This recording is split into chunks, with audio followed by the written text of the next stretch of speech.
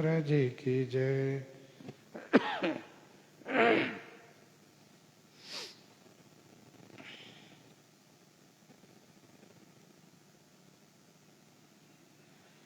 गोस्वामी जी महाराज पूर्व प्रसंग में वर्णन किए श्री कागभूषुंडी जी महाराज, श्री शंकर जी महाराज, श्री याज्ञवल्क्य जी महाराज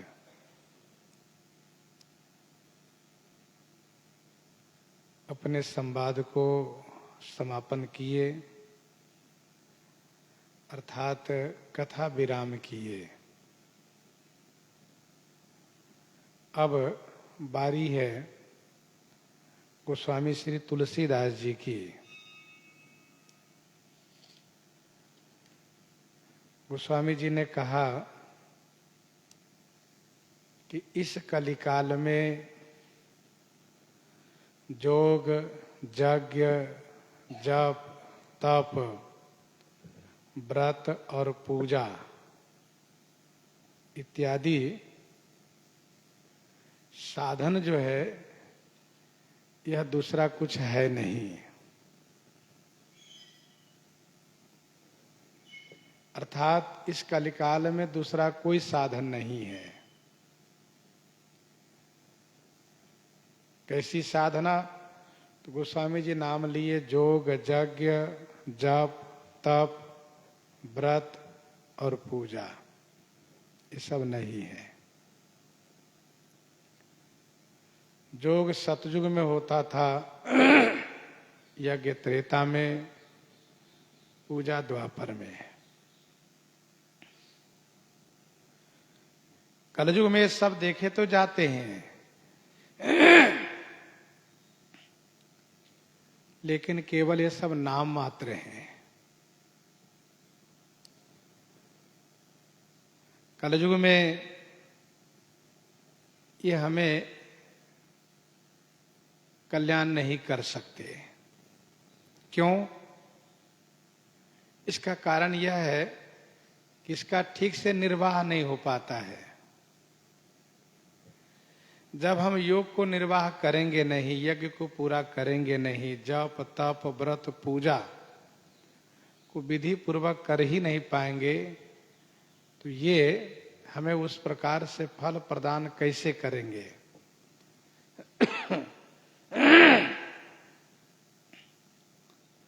तो क्या करना चाहिए? गोस्वामी जी ने कहा श्री राम जी को सुमिरन करना चाहिए, श्री राम कथा गायन करना चाहिए और श्री राम गुणग्राम का श्रवण करना चाहिए। अर्थात सुमिरिए, गाइए और सुनिए, यह करना चाहिए।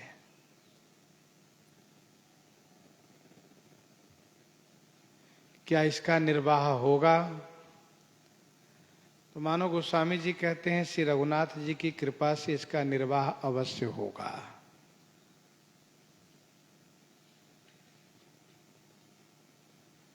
जीवन भर भक्त यदि स्मरण करता हो और अंतिम समय में वह स्मरण करने में असमर्थ हो जाता है, तो ठाकुर जी स्वयं स्मरण कर लेते हैं। यदि बातादि दोषेन मद भक्तम माम च न स्मरेत अहम स्मरामि तम भक्तम नयामि परमाम गतिम। मैं स्वयं स्मरण करके उसे वह गति प्रदान करता हूं।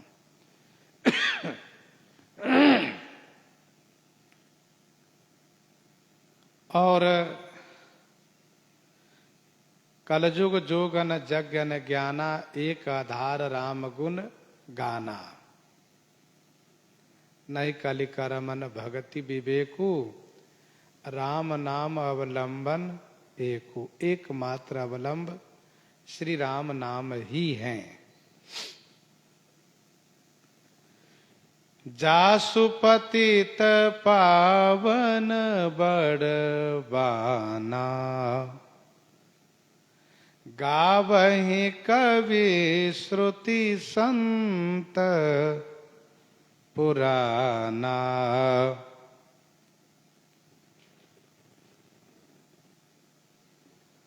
जासु पतित पावन यह बहुत बड़ा बाना माने आदत है, स्वभाव है। जासु मैंने जिनका बहुत बड़ा स्वभाव है, क्या? पतित को पावन कर देना। जासु पतित पावन बड़बाना, गावहीं कवि श्रुति संत पुराना। इस बड़बाना को कवि श्रुति संत पुराना गावहीं।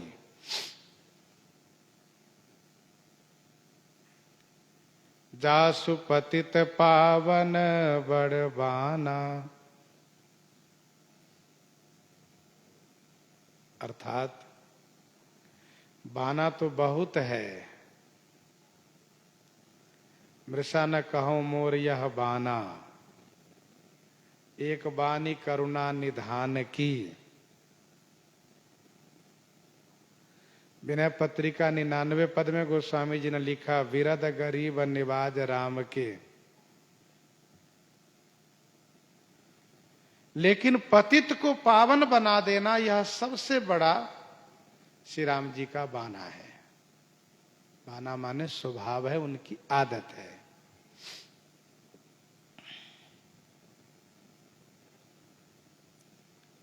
विनय पत्रिका 160 पद में भी गोस्वामी जी ने लिखा, मैं हरि पतित पावन सुने।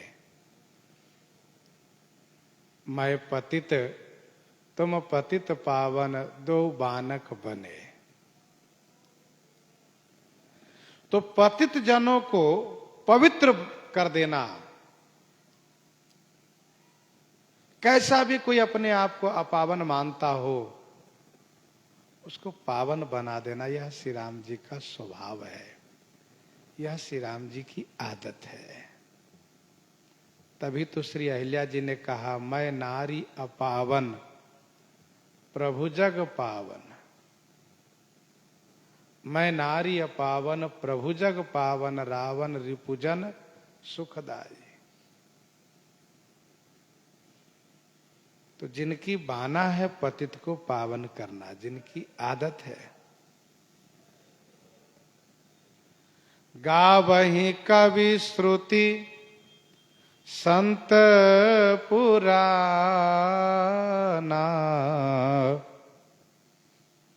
कवि गाते हैं, वेद गाते हैं, संत गाते हैं, पुराण गाते हैं। ताहि भजिए मन तज कुटिलाई। ताहि भजिए मन तज कुटिलाई। राम भजे गति केहि नहीं पाई। राम भजे गति केहि नहीं पाई। दो श्रोता हैं गोस्वामी जी के, एक संत और दूसरे मन। कथा संत को सुनाते हैं और उपदेश मन को देते हैं। इसलिए समय समय पर दोनों को संबोधित भी किए हैं।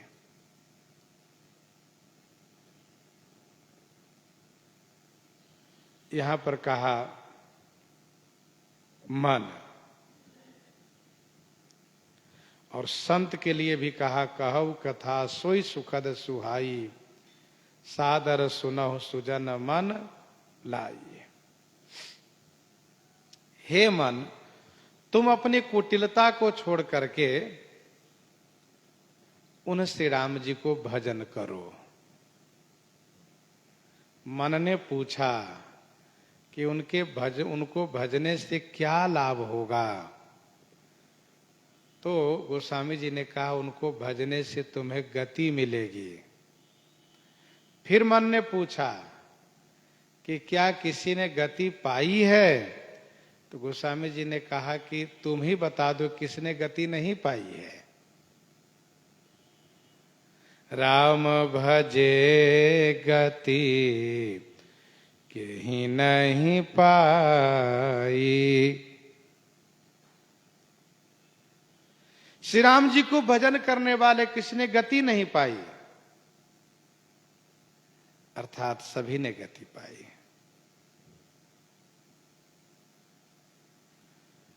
गोस्वामी जी मन से कहते हैं भजन करो, तुम कुटिलता छोड़ दो, क्योंकि भजन करने में कुटिलता बहुत बड़ा बाधक है। निर्मल मन जन सो मोहि पावा, मोहि कपट छल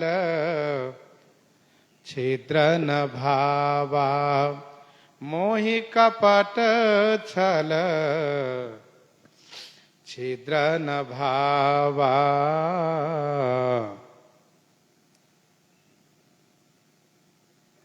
इसलिए कुटिलता को परित्याग कर दो, टेढ़ापन को परित्याग कर दो और श्री राम जी को भजो। तो मन गोस्वामी जी का एक श्रोता है। स्वांतः सुखाय तुलसी रघुनाथ गाथा, मोरे मन प्रबोध जेहि होई।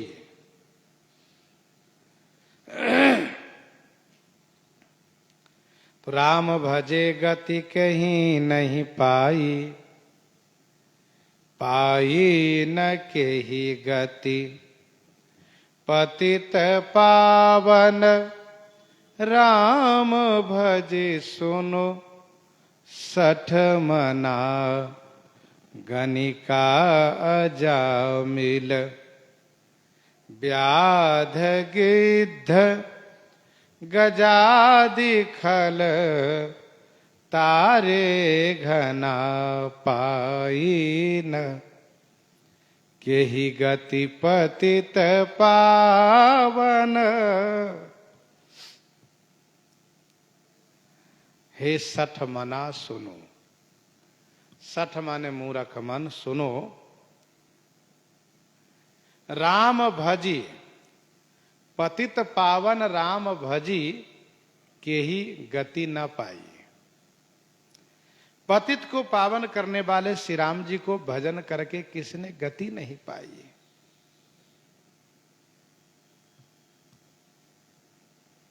छंद की प्रथम जो पंक्ति होती है वह ऊपर की चौपाई से संबंधित अवश्य हुआ करती है। और गोस्वामी जी ने मानस मुखबंध में स्पष्ट किया है कि चौपाई यह पुरैन है, पुरैन सघन चारु चौपाई। तथा छंद सरोठा सुंदर दोहा, सोई बहुरंग कमल कुल सोहा।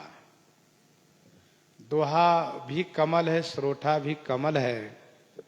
कहीं न कहीं चौपाई से इनका संबंध जरूर है, जैसे कमल का संबंध पुरैन से हुआ करता है।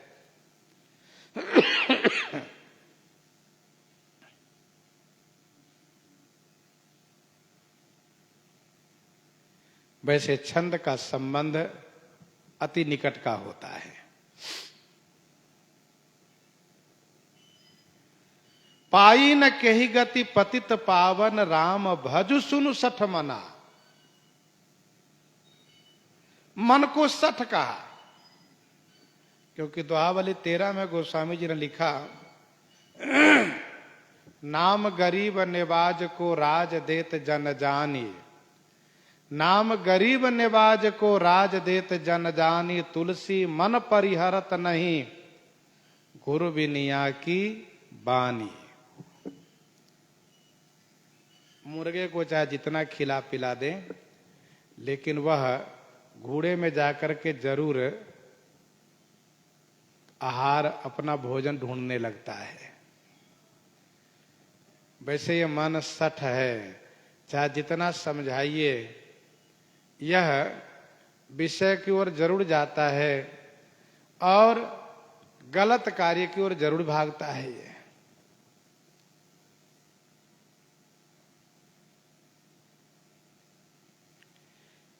तो इसलिए गोस्वामी जी ने कहा सठ मना, अरे मूर्ख मन सुनो, पतित पावन श्री राम जी को भजन करके किसने गति नहीं पाई।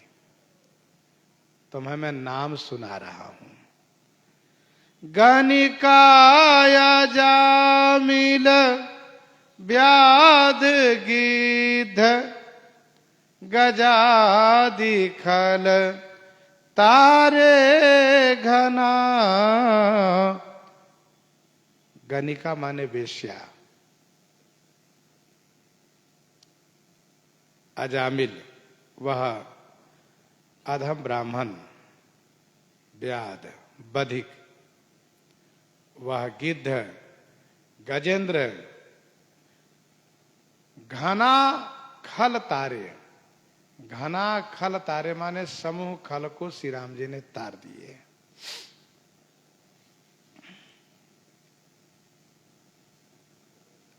श्रीमद् भागवत जी में पिंगला की कथा है। पिंगला नाम की वेश्या, पद्म पुराण में वर्णन है। सतयुग में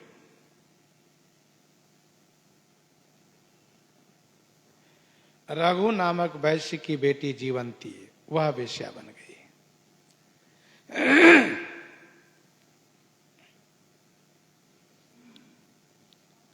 और यह भी प्रसिद्धि है कि वेश्या जो बहुत प्रतीक्षा करती है कि कोई मेरे ग्राहक आवें, और जब नहीं आता है तो निराश होकर के वह भगवान में अनुरक्त हो जाती है और एक तोता को लेकर के उसे राम नाम रटाने लगती हैं। रटाने से तोता और उस वेश्या की एक साथ मृत्यु होती है और दोनों मुक्त हो जाते हैं।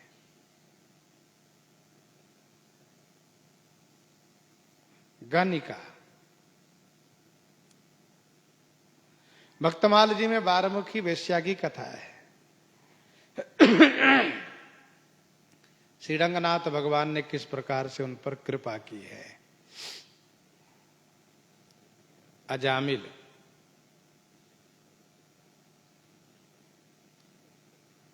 बारमुखी की चर्चा भक्तमाल 250 कवित्त में है। भागवत जी में पिंगला का नाम है, उनके चरित है। पद्म पुराण में जीवंती की कथा है। तमाम ऐसी वेश्या हैं जिन्होंने श्री राम नाम के प्रभाव से भगवान को भजन करके गति प्राप्त की है। अजामिल की कथा श्रीमद् भागवत जी में है। जो अपनी पत्नी को छोड़ करके वेश्या में अनुरक्त होकर के और उससे उन्होंने बहुत संतान प्राप्त किया और फिर संतों के कहने पर छोटे बेटे का नाम नारायण रखा। एक दिन जब मृत्यु का समय आया, जब काल दिखाई दिया तो भयभीत होकर के बेटे नारायण को पुकारा है। बेटे नारायण को पुकारा है तो बेटा तो नहीं सुन पाया, लेकिन भगवान नारायण सुन लिए हैं। उनके पार्षद जमदूतों से विवाद करके, बहस करके उनको भगा करके और उनको मुक्ति का मार्ग प्रशस्त किए। अजामिल, व्याध। श्री वाल्मीकि जी महाराज को भी व्याध कहा गया है। कवितावली उत्तरकांड 138 पद में, जहां वाल्मीकि भयो व्याधते मुनिंद्र साधु। जहां वाल्मीकि भयो व्याधते मुनिंद्र साधु। और एक व्याध वह है जो भगवान श्री कृष्ण की लीला में, भगवान श्री कृष्ण चंद्र जी की लीला में उसने भगवान श्री कृष्ण जी के चरण में बाण मारा है। जो विनय 214 पद में, विनय पत्रिका 214 पद में गोस्वामी जी ने लिखा व्याध चित्त दई चरण मार्यो मूढ़ मति मृग जाने। व्याध चित्त दई चरण मार्यो मूढ़ मति मृग जाने। तो वह व्याध है। गिद्ध, गिद्ध अधम खग आमिष भोगी, गति दिन ही जो पावत जोगी। गजादि गजेंद्र की कथा भागवत जी में वर्णित है। ग्राह ने उसके टांग को पकड़ लिया था, पांव पकड़ लिया था। गोस्वामी जी ने कहा घना खल तारे, घना माने समूह खलों को तार दिए श्री राम जी। आभीर जमन किरात खस सुपचादि अति अघरूप जे। आभीर जमन किरात खस सुपचादि अति अघरूप जे।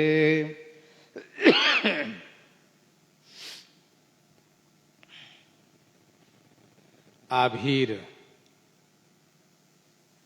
जो समुद्र के उत्तर तट पर बड़ी संख्या में रहते थे, समुद्र को क्लेशित करते थे।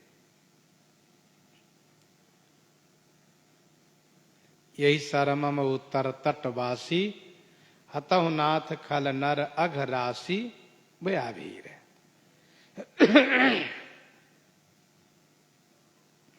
जमन माने मुसलमान, जिसने सूकर के बच्चे से धक्का लगने पर उसको हरामी कह करके गाली देते हुए मृत्यु को प्राप्त होता है, वह जिसने गाली दिया, हरामी कहकर गाली दिया और फिर उसकी मृत्यु हुई, तो वह भगवान के धाम को गया। जो 12 पुराण में वर्णन है, कवितावली उत्तरकांड 76 पद में गोस्वामी जी ने लिखा है।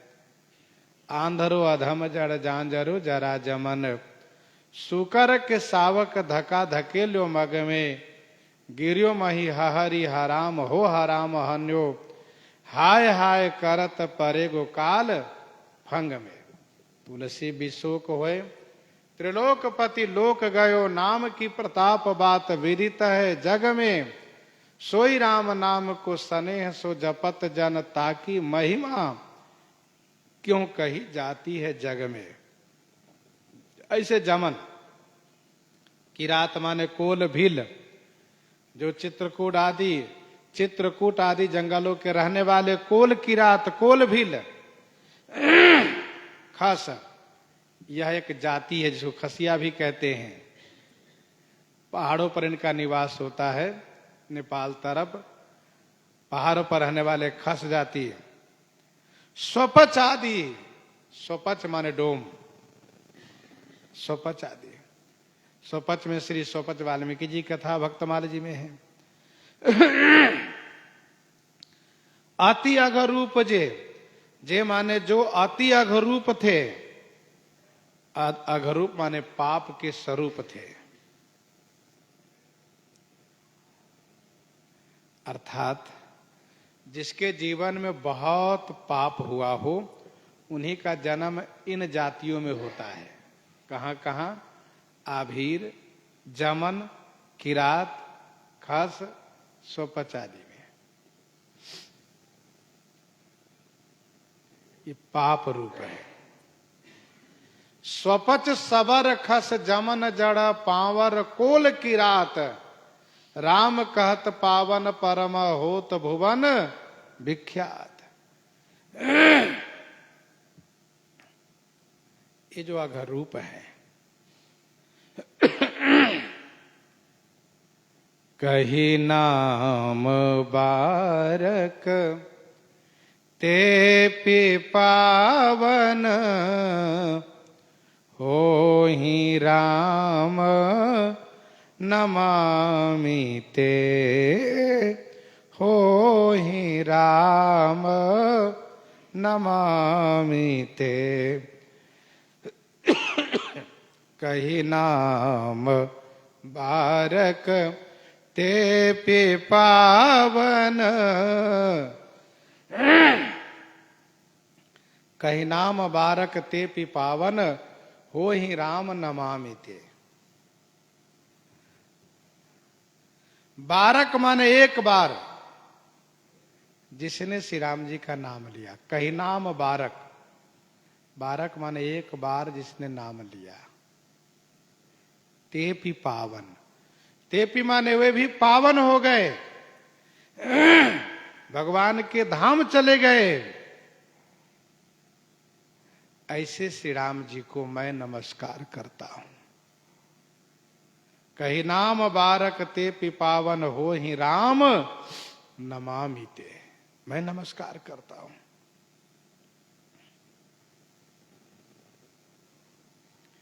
कही नाम बारक ते पि पावन, हो ही राम नमामि ते, हो ही राम नमामि ते।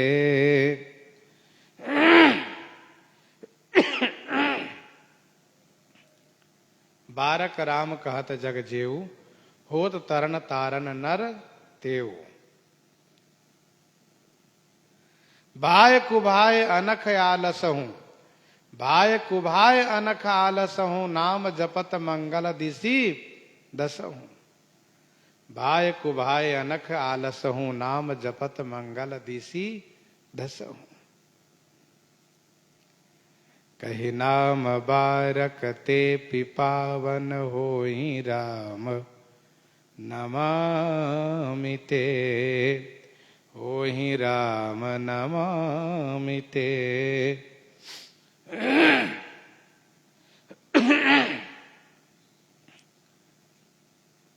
एक बार श्री राम जी के नाम लेता है। बारक राम कहत जग जी, अभी आपने सुना। भाई को भाई किसी भी तरह से। गोस्वामी जी ने यहां तक कहा कि विवसहु जासु नाम नर कहीं, विवसहु जासु नाम नर कहीं, जन्म अनेक रचित अघ दहीं। जासु नाम पावक अघ तूला, सुमिरत सकल सुमंगल मूला।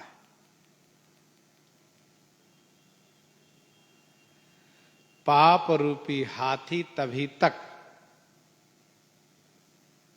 दहाड़ते हुए दिखाई देते हैं जब तक श्री राम नाम जाप रूपी सिंह गर्जन न सुनाई दे रहा हो। श्री राम नाम जाप रूपी जब सिंहनाद पाप रूपी हाथी सुनता है तो फिर उसको भागने के लिए रास्ता नहीं मिलता है। अर्थात पुराणों में वर्णन है,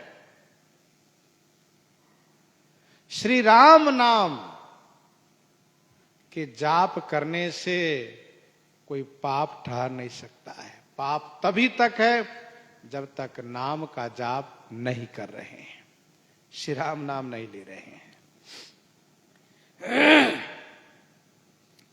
रघुवंश भूषण चरित यह नर, कहहीं सुनहि जे गावहीं। रघुवंश भूषण चरित यह नर, कहहीं सुनहि जे गावहीं। रघुवंश भूषण चरित यह नर, कहहीं सुनहि जे गावहीं।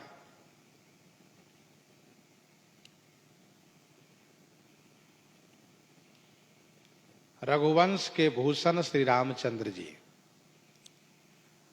उनके यह चरित, यह मंगलमय चरित जे नर कहहीं सुनहि गावहीं।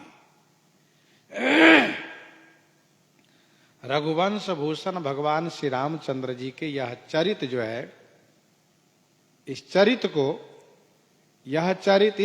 को जे नर माने जो मनुष्य कहते हैं, सुनते हैं और गायन करते हैं, भगवान श्री रामचंद्र जी रघुवंश के भूषण हुए। परमात्मा ब्रह्म नर रूपा, वही है रघुकुल भूषण भूपा। वही है रघुकुल भूषण भूपा।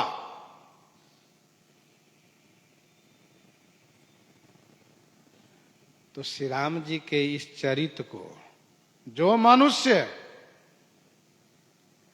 गायन, श्रवण और कथन करते हैं, जे मनुष्य माने जो कोई भी हो, मानसकार ने कहा सबके लिए।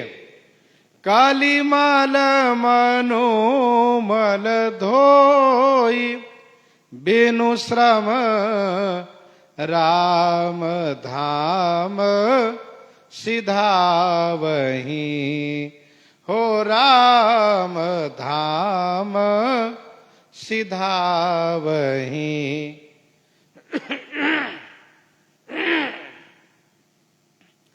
कालीमल मनोमल धोई,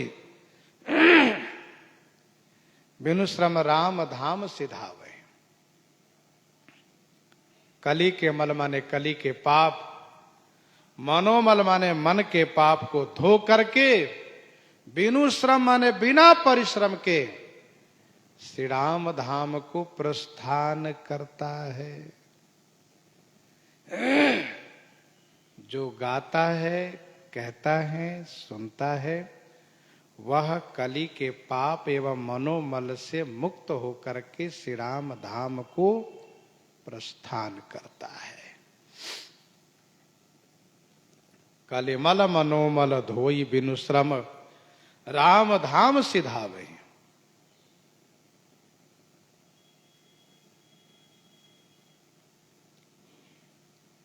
यहां पर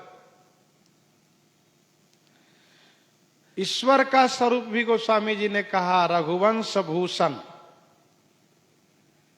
जीव का स्वरूप भी कहा जे नर, और उपाय कहा यह चरित गायन करो उपाय है। विरोधी स्वरूप कहा कलिमल मनोमल, और फल स्वरूप कहा राम धाम सिधावही। अर्थात अर्थ पंचक का बोध गोस्वामी जी ने यहां भी कराया।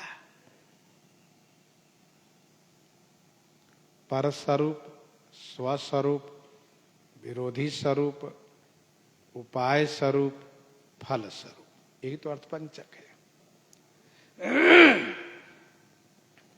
पर स्वरूप में रघुवंश भूषण, उपाय स्वरूप में यह चरित, स्वस्वरूप में जे नर, विरोधी स्वरूप में कलिमल मनोमल, और फल स्वरूप में राम धाम सिधावही।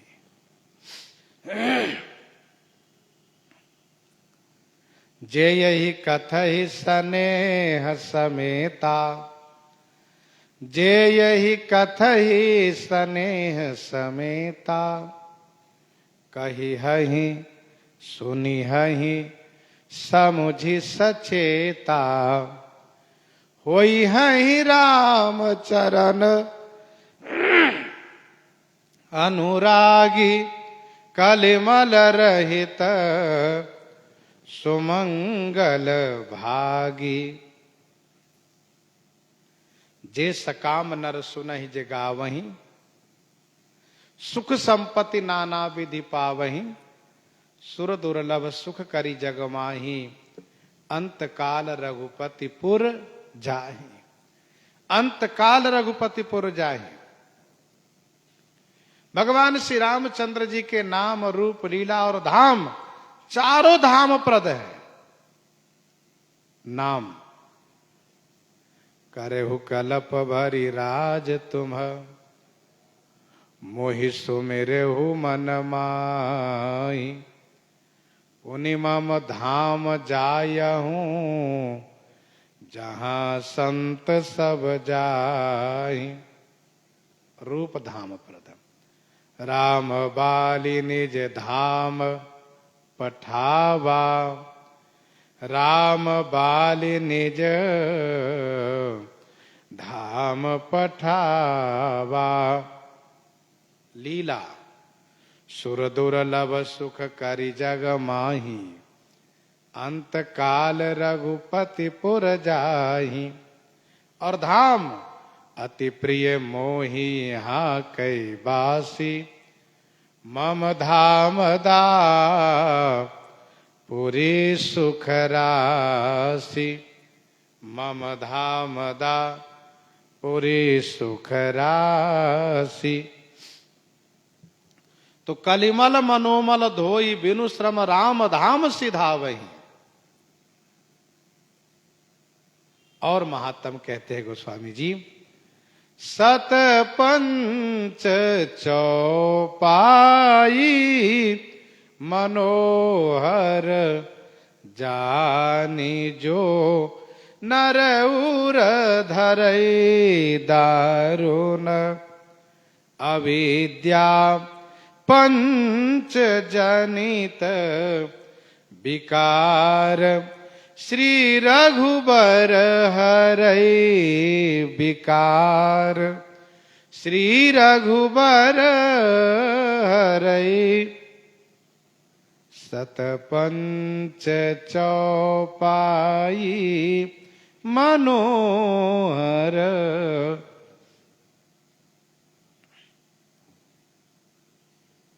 सत पंच माने सात पांच चौपाइयों को मनोहर जान करके जो नर जो मनुष्य अपने हृदय में धारण करता है, सात पांच चौपाई को मनोहर जान करके जो मनुष्य अपने हृदय में धारण करता है। दारुण अविद्या पंच जनित विकार।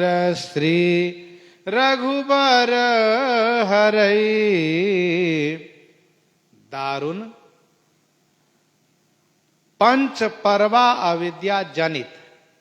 दारुण माने कठिन, पंच परवा अविद्या जनित विकार को श्री रघुबर हरई, श्री रघुनाथ जी हरण कर लेते हैं। सत पंच चौपाई मनोहर जानी जो नर उर धरई। जानी जो नर उर धरई।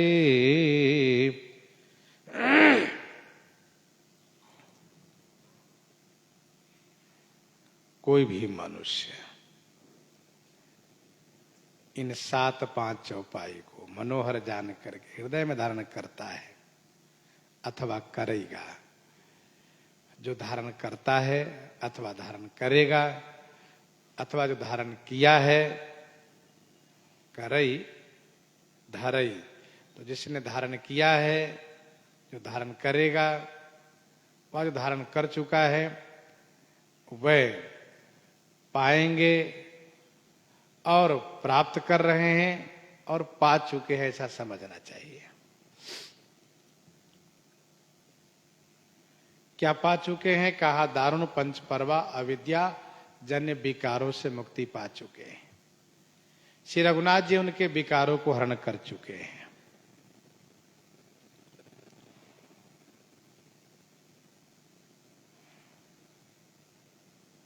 सात पांच चौपाई, इस पर टीकाकारों ने बहुत सी बातें कही है। अपना अपना विचार, अपना अपना मत सबने रखा है। संक्षिप्त में कुछ इस प्रकार से आप समझने का प्रयास करें। संतों ने कहा कि अंका नाम बामतो गति ही। तो 5 शत, 5 शत माने 500, 5100 अंका नाम वामतो गति करके उन्होंने अर्थ किया 5 शत, 5 शत माने 5100, 5 लेकर के 100 लिखिए तब कितना होगा? 5100 हो जाएगा। 5 100 तो कह नहीं सकते हैं, पहले 5 लिख दीजिए फिर 100 लिखिए तो 5100 तो हो ही गया। ऐसा कहा। किसी संत ने कहा कि सीधे सीधे अर्थ लगा लो। सत पंच, सत माने 100, पंच माने 5, माने 500, 500 चौपाई। किसी ने कहा 5100, किसी ने कहा 500। कहा इतना दूर क्यों बहुत लंबा खींच रहे हो? कहा 7 माने 100, 5 माने 5 ही रहने दो ना, 105 चौपाई, 105 चौपाई। कहा ये भी बहुत हो रहा है और घटाओ। तो कहा ऐसा करो कि अंका नाम वामतो गति से ऐसा कर लो कि पहले 5 लिखो फिर 7 लिखो। तो 5 7 57, 57 चौपाई। सबने अपना अपना विचार रखा है। ध्यान दीजिएगा, 5100, 500, 105, 57। किसी ने कहा नहीं नहीं फिर भी बहुत लग रहा है, एक काम करो 7 5 35, 35 चौपाई रखो। कहा जो मूल रामायण उत्तरकांड में प्रस्तुत है, भयवता सुमन परम उत्साह लाग कही रघुपति गुण गाह, प्रथम ही अति अनुराग भवानी से लेकर कथा समस्त भुसुंडी बखाने।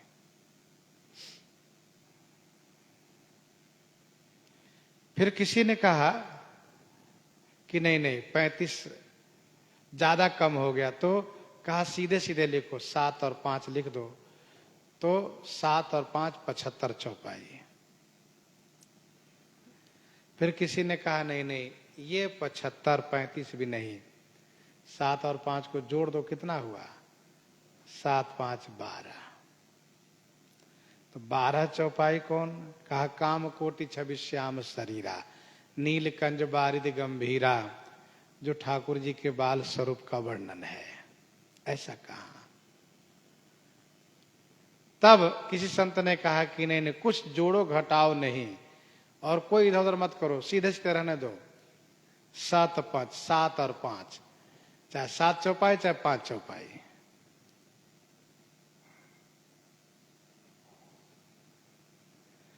देखो सत का अर्थ 7 होता भी है, सत माने 7 अर्थ कर सकते हैं। सत माने 100 होता है, इसको नकारा नहीं जा सकता है, लेकिन शब्दों का अनेक अर्थ होता है, तो सत माने 7 भी अर्थ होता है। और गोस्वामी जी ने सत माने 7 अर्थ किया है। कैसे? गीतावली उत्तरकांड 18 पद में पढ़िए। गीतावली उत्तरकांड 18 पद में, सो समय देखि सुहावनो, सो समय देखि सुहावनो, नवसत संवारी संवारी, नवसत संवारी संवारी। नवसत, सत माने 7 का ही अर्थ है, वहां 900 से 900 का अर्थ नहीं रहेगा।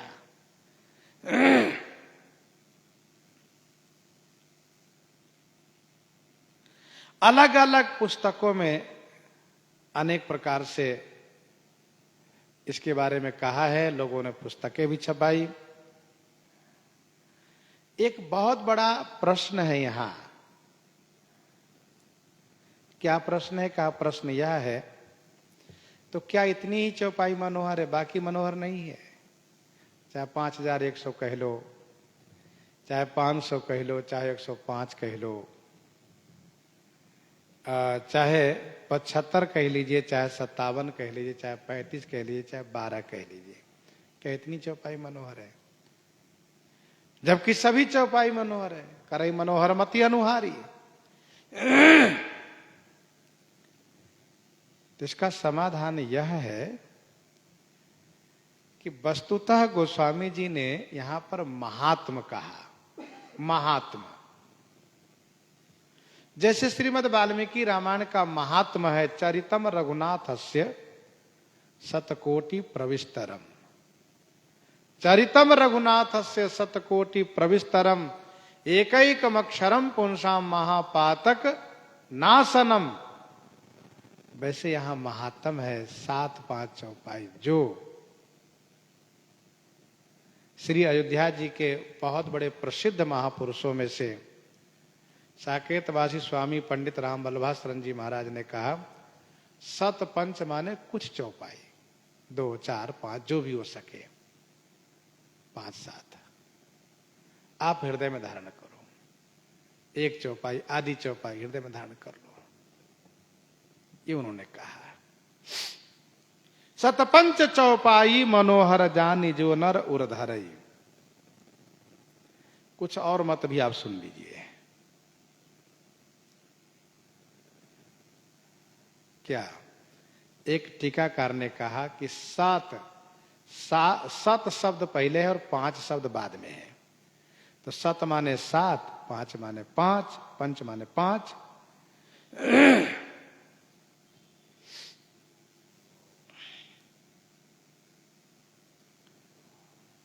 अविद्या माया जो है ना उसका 7 आवरण है।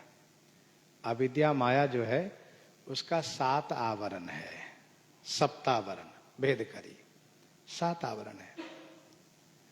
और 7 आवरणों से युक्त यह ब्रह्मांड है, यह पिंड है।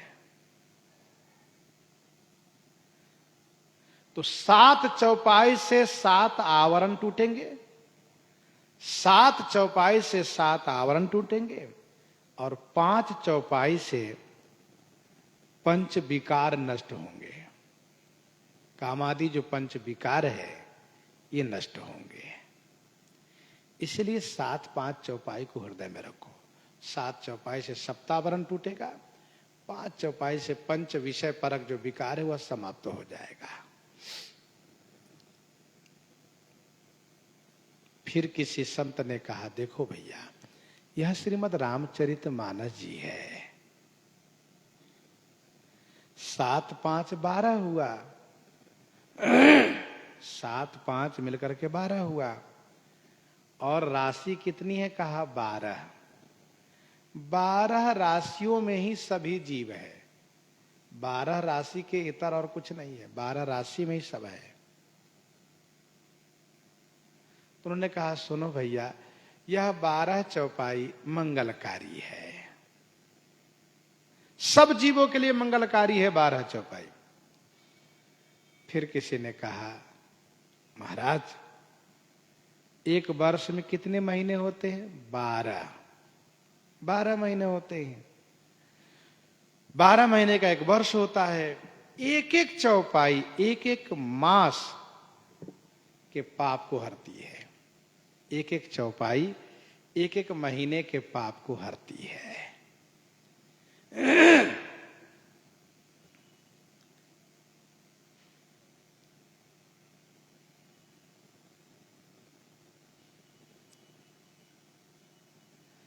फिर किसी संत ने कहा,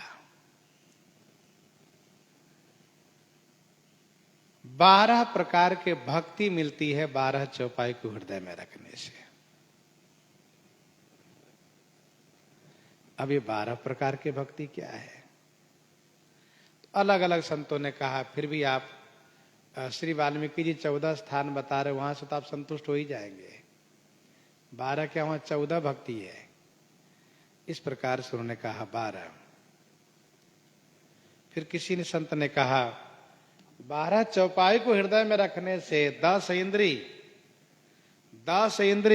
मन और बुद्धि, इन 12 को यह चौपाई शुद्ध कर देती है। 10 इंद्री मन और बुद्धि को यह 12 चौपाई शुद्ध करके और श्री राम जी में अनुरक्त कर देती है।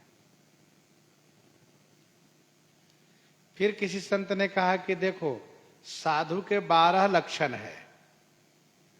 साधु के 12 लक्षण है। वह 12 लक्षण प्राप्त चौपाई कराती है। 12 लक्षणों को चौपाई ही प्राप्त कराती है। 12 लक्षण कौन है? कहा शील, तोष, क्षमा, धैर्यम, अहिंसाम, समः, दमः, शुचि, दया, दान, नमानित्वम, तपो, 12 लक्षणम।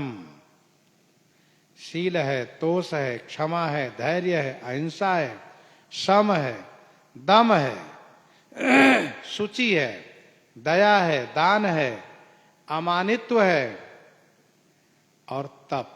ये 12 लक्षण है।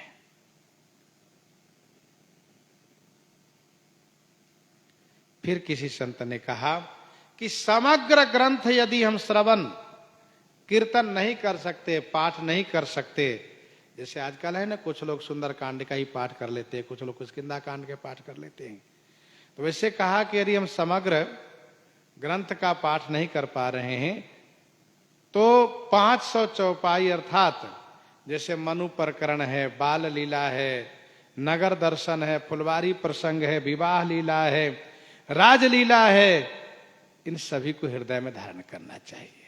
ऐसा उन्होंने कहा 500 चौपाई को।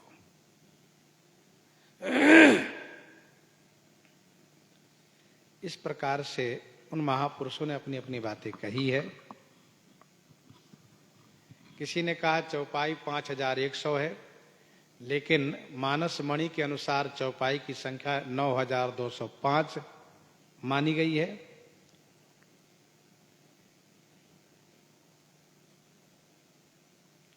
एक भाव और सुन लीजिए।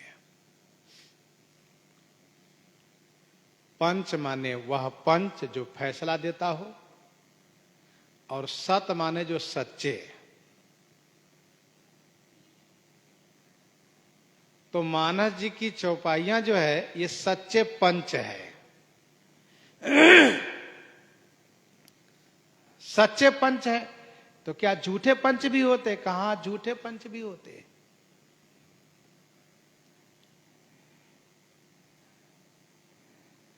जो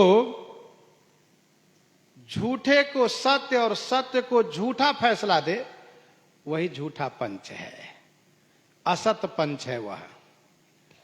जो झूठी बात को सही बनाकर फैसला दे दे ये सही है, और सही बात को गलत बनाकर गलत फैसला दे दे यही झूठा पंच है, असत पंच।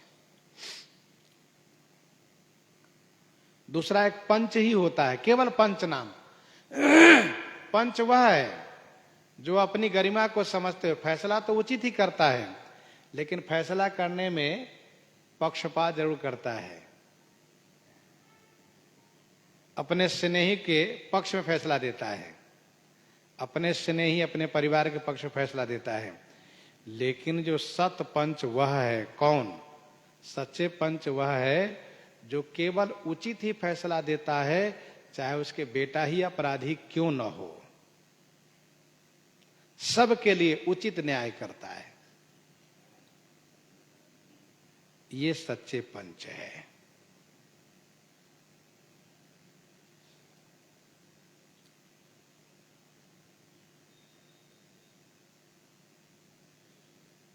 सुंदर चौपाइयों में पंच के बारे में गोस्वामी जी ने कहा,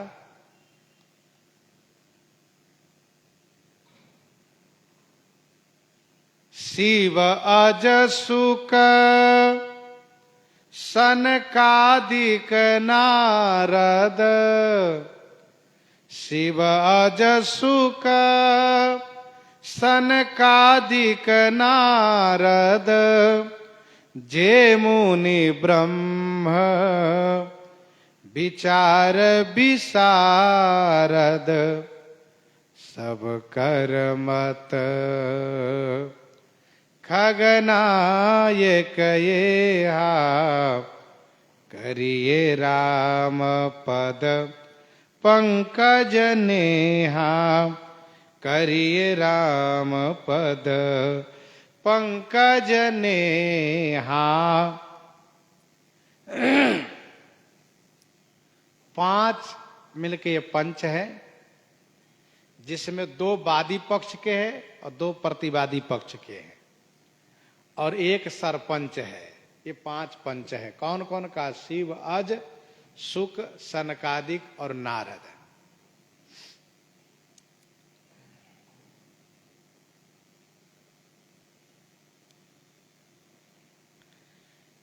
झगड़ा किसका है? कहा मन का और जीव का झगड़ा है। मन और जीव का झगड़ा है। मन कहता है संसार ठीक है, संसार सत्य है। जीव कहता है ना भैया ना, इस चक्कर में मत रहो कि ये सत्य है, अरे ये झूठा है। तो जीव कहता है ईश्वर सत्य है। अब 2 व्यक्ति का झगड़ा हो तो उसमें दोनों से फैसला तो नहीं हो सकता, क्योंकि दोनों यही मानते कि हम जो कहते वही सत्य है, हम जो कह रहे हैं वही सत्य है। दोनों की धारणा होती है।